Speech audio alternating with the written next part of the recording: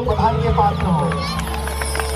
आप लोगों ने संघर्ष के साथ, आप लोगों को परेशानियां भी आई होगी, लेकिन आप लोगों ने आदिवासियों के बीच अलग जगाने के लिए, आदिवासियों को अपने संवैधानिक अधिकार जानने के लिए ये जो चिंगारी आपने जलाई है, ये चिंगारी अब रुकने वाली नहीं है, ये अब आग का गोला बनेगा।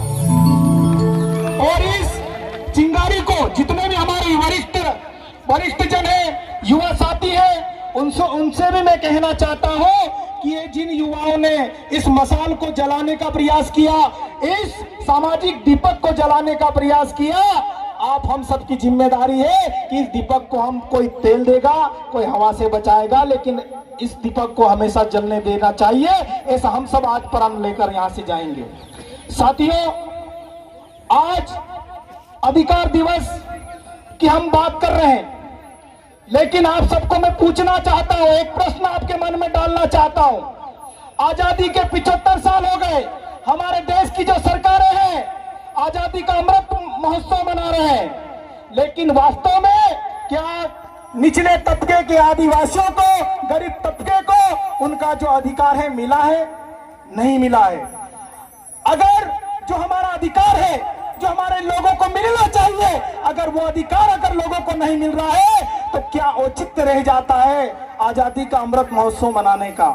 आपने बोला घर घर झंडा लगाने का, हमने झंडा लगाया, हमने तिरंगा पहराया, क्योंकि हमारे देश की आन बान शान है तिरंगा। हमने हर चीज को माना, लेकिन हमारा जो संवैधानिक अधिकार है, जो हमको मिलना चाहिए, वो अभी तक क्यों नहीं मिला? और हमारे जो जनप्रतिनिधि है, जिनको हम चुनकर यहां से भेजते हैं, चाहे वो बीजेपी का हो सकता है, चाहे कांग्रेस का हो सकता है, लेकिन उनकी जिम्मेदारी होती है लोकसभा में जाकर आदिवासियों की बात बोलने की, विधानसभा में जाकर बोलने की, लेकिन हमारे जनप्रतिनिधि क्या कर रहे हैं आप सबको पता है, वहां जाकर सो जाते हैं। लेकिन ये जो युवा, पढ़े लिखे युवा अब घर से निकला है समाज के लिए, समाज में जन जागृति लाने के लिए, अब उनकी नींद में खलल होगा, अब उनकी नींद से जगाने का वक्त आ गया है, और ये हमारे समाज का पढ़ा लिखा युवा साथी उनको नींद से जरूर जगाएगा। साथियों, अलीराजपुर जिले की बात होती है, यहां पर मैं शिक्षा के अधिकार की बात करना चाहूंगा, और जब मैं ये पूरी बात व्यवस्थित तरीके से बोलूंगा तो कुछ लोगों को बुरा भी लगेगा, लेकिन मैं बोलूंगा, मैं किसी से डरता नहीं हूं, क्योंकि आदिवासी खून हूं। साथियों, अलीराजपुर जिले का जो शिक्षा प्रतिशत है पूरे एशिया में कम है, और ये आप हम सबकी जिम्मेदारी है, क्योंकि जनप्रतिनिधियों के भरोसे हम लोग ये जिम्मेदारी नहीं छोड़ सकते, उनको फुर्सत नहीं है इस ओर देखने के लिए। अलीराजपुर जिले का जो शिक्षा प्रतिशत है, इस प्रतिशत को उठाने की जिम्मेदारी मैं आज इस पवित्र मंच के माध्यम से हमारे समाज के युवाओं को देना चाहता हूं कि आप अब हम सब इस जिम्मेदारी को निभाएं, और हमारे जो टीचर हैं अधिकतर आदिवासी समाज से आते हैं, उनको बुरा लग जाएगा, ये इसलिए मैं बोल रहा हूं पहले ही बात। वो जो हमारे शिक्षक है, वही शिक्षक अगर ईमानदारी से सरकारी स्कूलों पे फोकस कर ले, तो मैं गारंटी के साथ कहना चाहता हूं कि 5 सालों के अंदर अलीराजपुर जिले का शिक्षा का क्षेत्र ऊपर उठ जाएगा, बढ़ जाएगा। लेकिन एक सरकारी टीचर, मुझे माफ करना किसी को बुरा लगे, सब सरकारी टीचर एक जैसे नहीं होते, कुछ ईमानदार भी होते हैं, लेकिन एक मछली पूरे तालाब को गंदा करती है, आप लोगों को सोचना है। अगर आप सरकारी शिक्षक हो, लेकिन आपका बेटा तो प्राइवेट स्कूल में पढ़ रहा है, सरकारी स्कूल में किसके बच्चे पढ़ रहे हैं?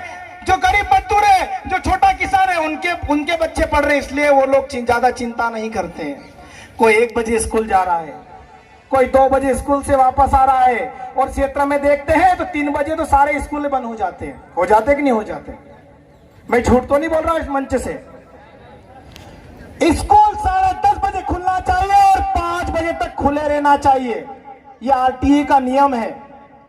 लेकिन हम लोग बोलते हैं कि सर आप जिम्मेदारी से निभाइए, तो कई लोगों के मुंह खुल जाते हैं। वेतन सरकार जो उनकी योग्यता अनुसार देती है, लेकिन आपको काम के बदले जो पैसा दिया जा रहा है उस काम को आप जिम्मेदारी से भी आपको निभाना पड़ेगा, वरना ये युवा साथी अब स्कूलों में भी जाकर अपनी जिम्मेदारी निभाएगा। साथियों, हम लोग कई जगह जाते हैं, कार्यक्रम करते हैं। हम लोगों का ये काम नहीं है कि हम मंचों से बड़ी बड़ी बात कर कर आप लोगों से तालियां बजवाकर घर चले जाएंगे।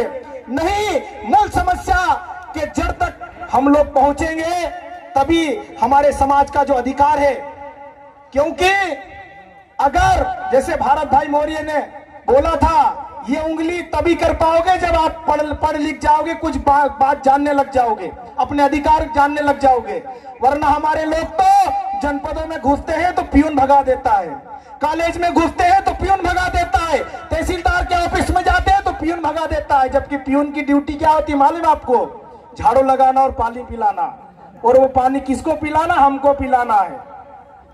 लेकिन वो आंख दिखा देता है और हमारे लोग वापस आ जाते हैं। आप सब अपने अधिकारों को समझो, हमारा अधिकार क्या है, क्योंकि चाहे वो अलीराजपुर जिले का कलेक्टर हो, वो यहाँ का बॉस नहीं है, यहाँ के बॉस हम लोग हैं, हमारे टैक्स से उनको वेतन मिल रहा है।